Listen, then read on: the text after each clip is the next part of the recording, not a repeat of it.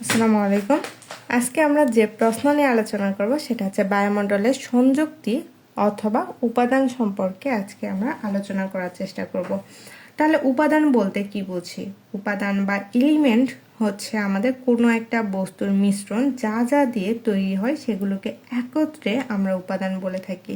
অনেকগুলো আলাদা আলাদা জিনিস মিলে যখন একটা পূর্ণাঙ্গ বিষয় তৈরি হয় বা পূর্ণাঙ্গ একটা জিনিস তৈরি হয়, তখন ওই আলাদা আলাদা অংশগুলোই হলো উপাদান। আমাদের বায়ুমণ্ডলের ক্ষেত্রেও রয়েছে কি অনেকগুলো উপাদান, যেরকম আমাদের অক্সিজেন, নাইট্রোজেন, কার্বন, নিয়ন, হিলিয়াম ইত্যাদি। এই যে এইসব উপাদান নিয়ে আমাদের বায়ুমণ্ডল তৈরি হচ্ছে, যাদেরকে আমরা আলাদা আলাদাভাবে উপাদান বলে থাকছি।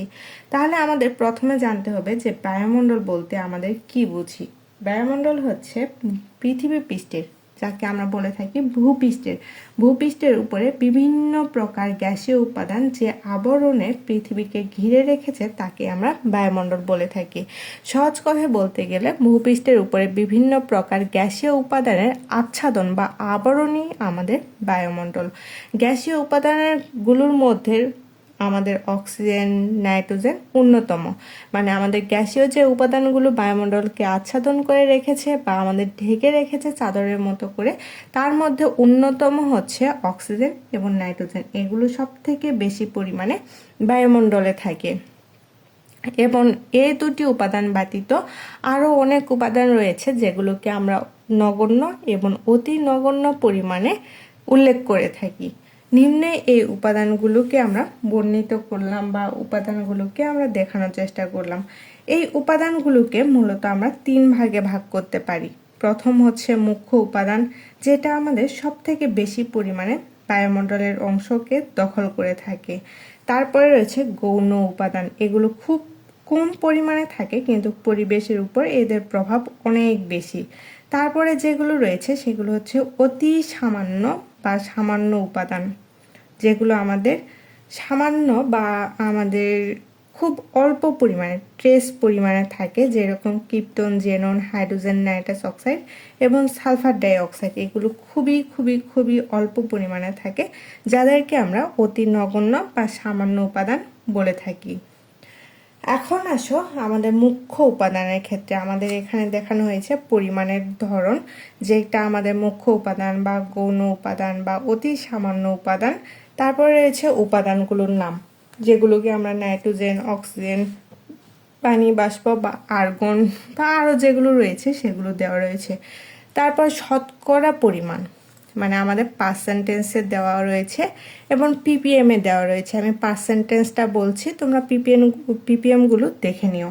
তাহলে মুখ্য উপাদানের মধ্যে রয়েছে উল্লেখযোগ্য পরিমাণে, যেটা আমাদের বায়ুমণ্ডলের সব থেকে বড় অংশ দখল করে থাকে। তার মধ্যে নাইট্রোজেন, অক্সিজেন, পানি বাষ্প এবং আর্গন, পানি বা বাষ্প এবং আর্গন। এর মধ্যে আমাদের নাইট্রোজেন রয়েছে 78.09%। তারপরে মানে আমাদের নাইট্রোজেন সব থেকে বেশি পরিমাণে বায়ুমণ্ডলে বিরাজ করে থাকে। তার পরবর্তীতে রয়েছে অক্সিজেন, যেটা আমাদের 20.94। এটা আমাদের প্রাণীকুলের শ্বাসকার্যের জন্য অত্যন্ত আবশ্যক একটা পরিমাণ বা আবশ্যক একটা গ্যাসীয় উপাদান। তারপরে রয়েছে পানি বা বাষ্প, যেটার পরিমাণ 0.1 থেকে 5%। এটা আমাদের আবহাওয়া পরিবর্তনে ভূমিকা রাখে, মানে পানি আমাদের আবহাওয়া পরিবর্তনে ভূমিকা রাখে, এই জন্য এটা 0.1 থেকে 5% পর্যন্ত রাখা হয়েছে। তারপরে রয়েছে আর্গন। আর্গনের পরিমাণ 0.934%। এগুলো আমাদের বায়ুমণ্ডলের মুখ্য উপাদান। তারপরে রয়েছে গৌণ উপাদান। গৌণ উপাদানের মধ্যে রয়েছে কার্বন ডাই অক্সাইড, নিয়ন, যাকে আমরা এনি দ্বারা প্রকাশ করি, হিলিয়াম, মিথেন। এগুলো আমাদের গৌণ উপাদান। এগুলো খুব অল্প পরিমাণে থাকে কিন্তু পরিবেশের উপর এদের প্রভাব অনেক বেশি। তার মধ্যে সব থেকে বেশি পরিমাণে থাকে কার্বন ডাই অক্সাইড, 0.032%, 0.032% বা আমাদের 320 ppm। এটা উদ্ভিদের খাদ্য তৈরিতে লাগে, তবে এটি বাড়লে বৈশ্বিক উষ্ণায়ন হয়। মানে আমাদের এটা খুব বেশি পরিমাণে রাখা যাবে না। আবার খুব কম পরিমাণে যদি আমাদের কার্বন ডাই অক্সাইড থাকে তাহলে আমাদের গাছপালার খাদ্য তৈরিতে বিভিন্ন ধরনের অসুবিধা দেখা দিতে পারে।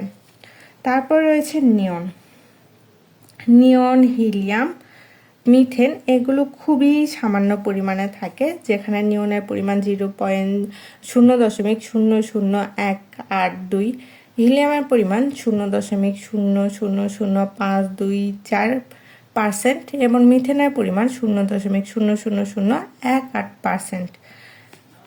এবং সর্বশেষ যেটা রয়েছে সেটা হচ্ছে অতি নগণ্য বা সামান্য উপাদান।